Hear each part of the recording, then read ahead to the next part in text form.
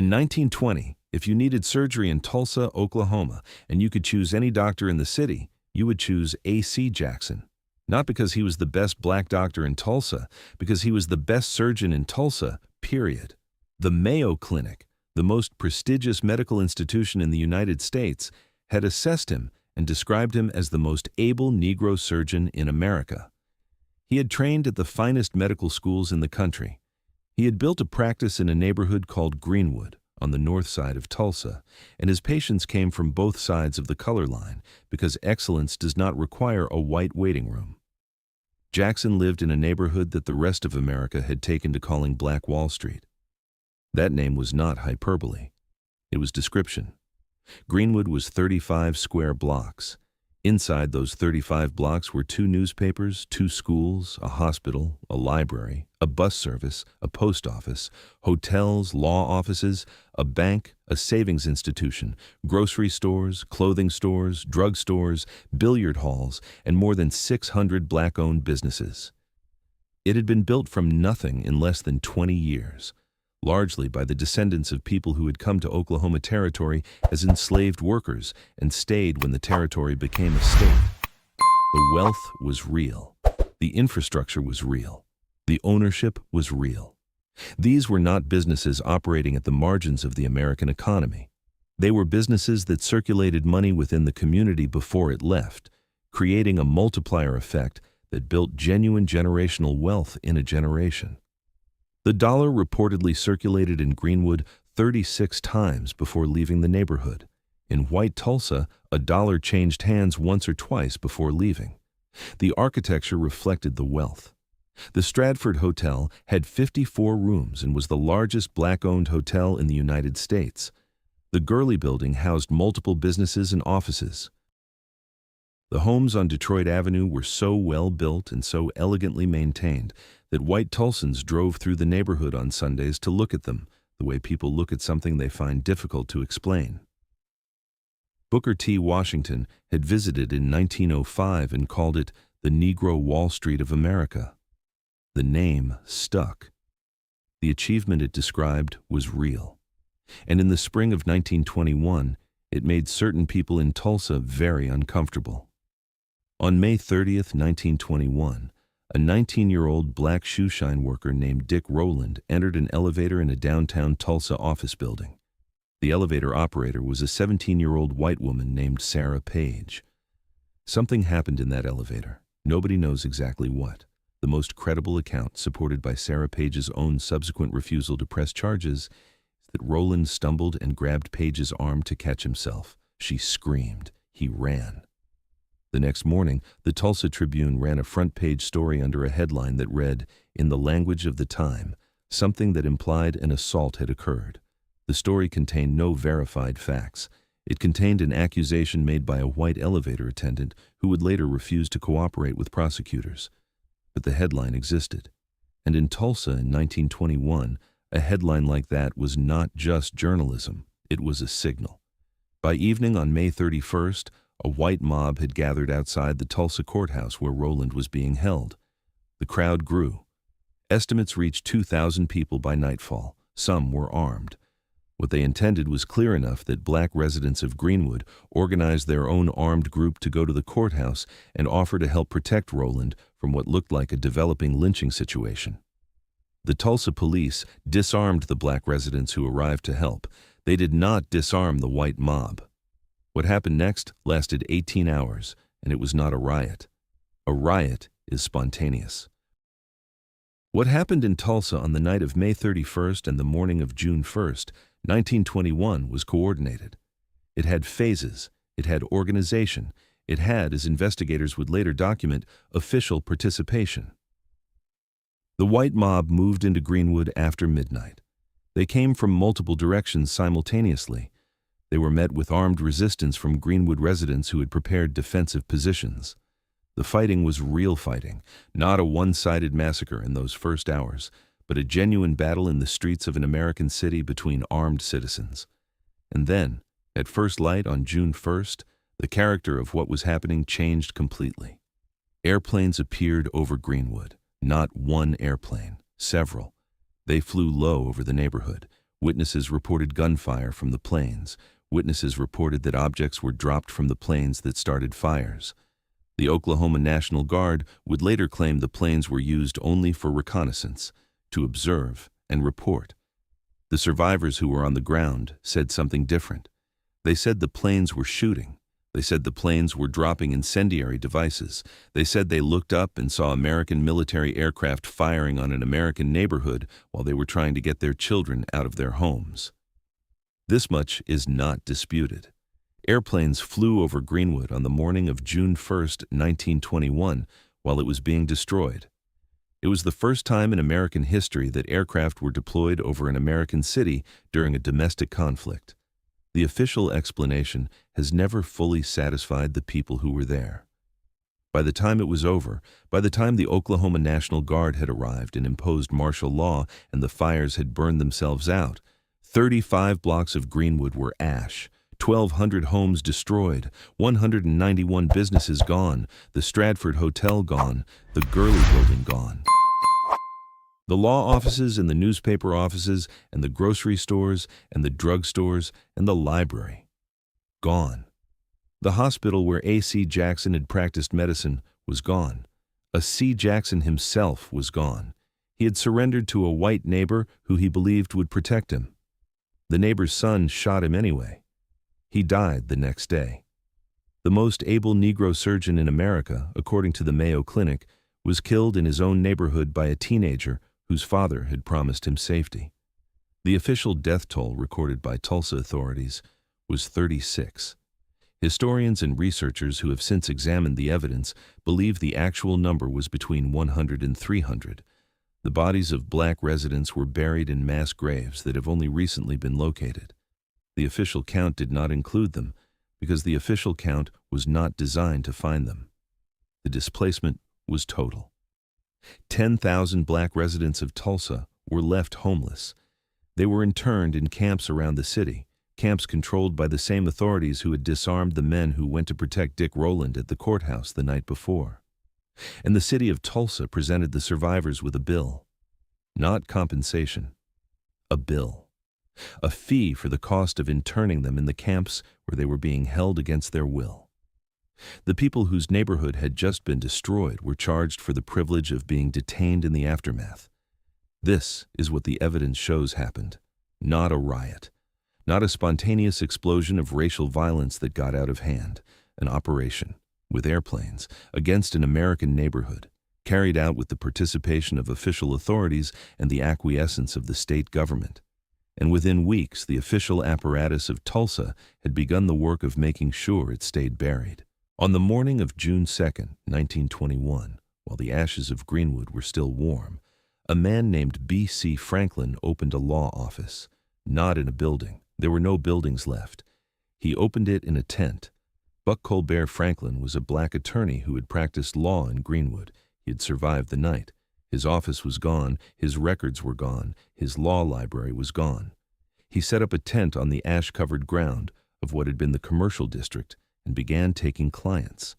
The first cases were property claims, the second cases were insurance claims, the third cases were challenges to a city ordinance that Tulsa had passed within weeks of the destruction, an ordinance that rezoned the Greenwood area as an industrial and commercial district, prohibiting residential reconstruction, effectively making it illegal for the displaced residents to rebuild their homes on the land they owned.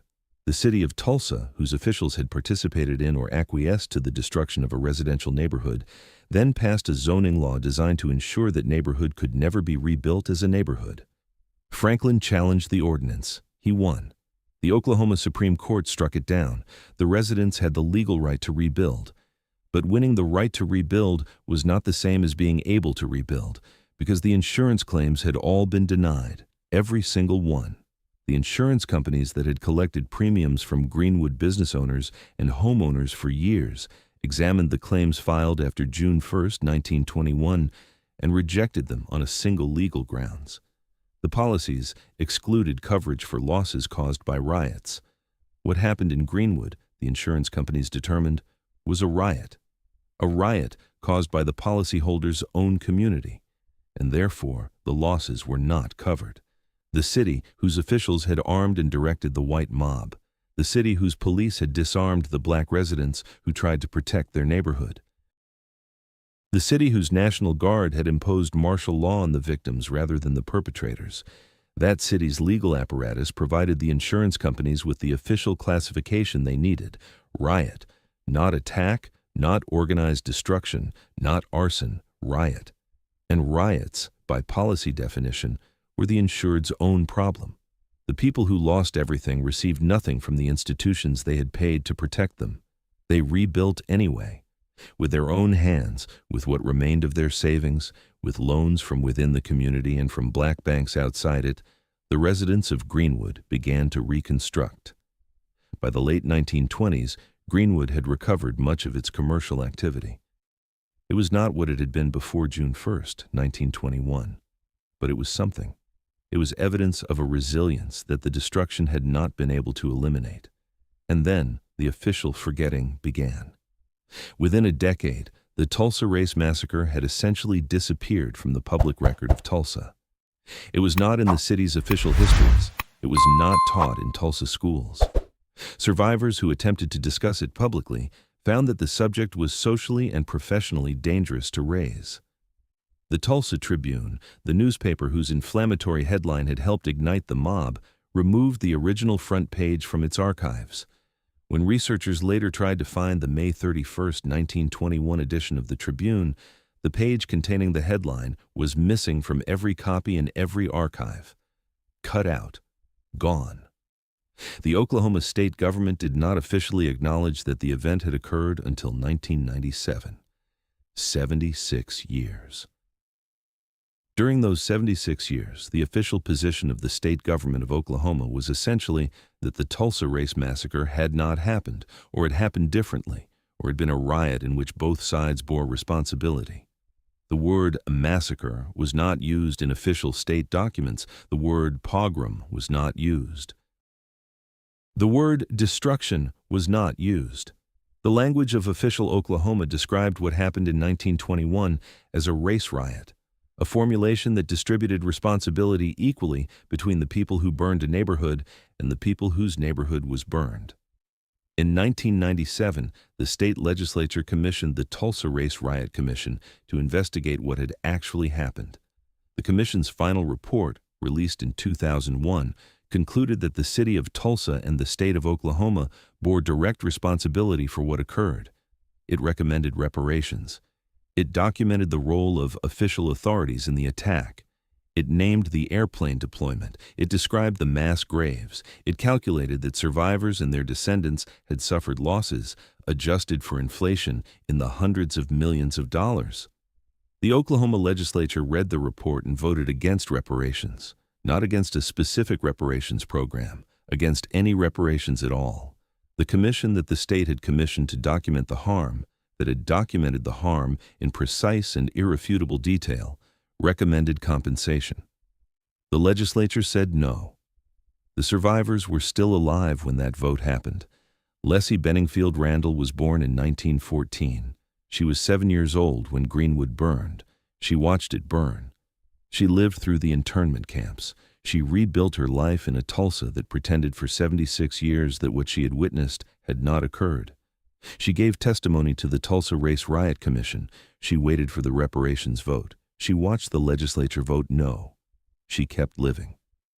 In 2021, 100 years after the massacre, Viola Fletcher, 107 years old, the oldest known survivor, sat before the United States House of Representatives Judiciary Committee and gave testimony.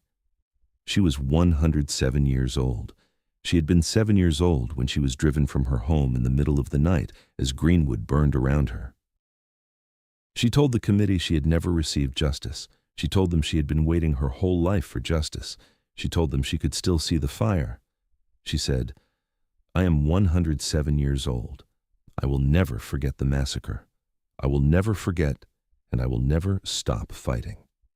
Leslie Randall died in 2023 at the age of 109. The last known survivor of the Tulsa Race Massacre.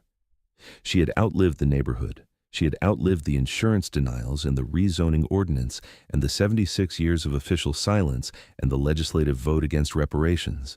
She had outlived the commission that documented the harm and the government that refused to address it. She had outlived a century of waiting. The mass graves in Tulsa began to be systematically excavated in 2020, 99 years after they were dug. Some have been identified, most have not. The city of Tulsa has never paid reparations to survivors or their descendants.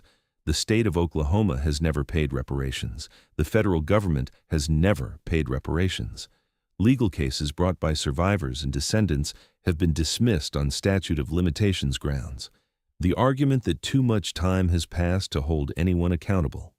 B.C. Franklin, the attorney who opened a law office in a tent on the ash-covered ground the morning after the massacre, wrote a first-hand account of what he witnessed on June 1st and 2nd, 1921.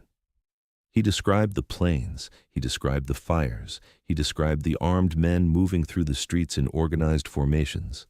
He wrote it down and sealed it away. His manuscript was discovered in 2015, hidden in a box in the attic of his son's home. 94 years after he wrote it, still in his handwriting, every word legible. Franklin had written the account because he understood that the official record would not contain what he had seen. He had watched a city erase its own crime in real time, and he had made a private record before the public one could be completed. He was right about what the official record would say. He was right about the erasure. He wrote it down anyway, sealed it, and trusted that someone would eventually find it. The manuscript is now in the Smithsonian Institution. The testimony of a man who survived the destruction of Greenwood and the destruction of the truth about Greenwood, preserved in a box in an attic for 94 years because he knew that the archive could not be trusted to hold it. The 35 blocks of Greenwood still exist on the map of Tulsa. A small portion of the original district has been preserved and designated as a historical site. There are museums, there are plaques, there are annual commemorations, there are oral history projects recording what the last survivors said before they died. There is no compensation, there is no accountability, there is no one in a cell or in a courtroom or in front of a judge answering for what happened on June 1st, 1921. There is a manuscript in the Smithsonian that a man sealed in 1921 because he knew the official record would lie. And there is a 107-year-old woman sitting before Congress in 2021 saying she has been waiting her whole life for justice. The fire she described is not a metaphor. It was a real fire. It burned 35 blocks of an American city. It killed between 100 and 300 American citizens. It destroyed the wealth of a generation that had built something real from nothing. And 104 years later, the country that let it happen is still deciding whether to acknowledge it. B.C. Franklin opened a law office in a tent on the ash-covered ground the morning after Greenwood burned. He knew the official record would lie. He wrote down what he saw and sealed it in a box and trusted that someone would eventually find it. Someone did, 94 years later. That manuscript is in the Smithsonian now. The man who made sure the truth survived is the reason this story exists at all. If that is the kind of history you want more of, the kind where someone refused to let the official record be the only record, subscribe. Because there are more sealed boxes, and most of them have not been opened yet.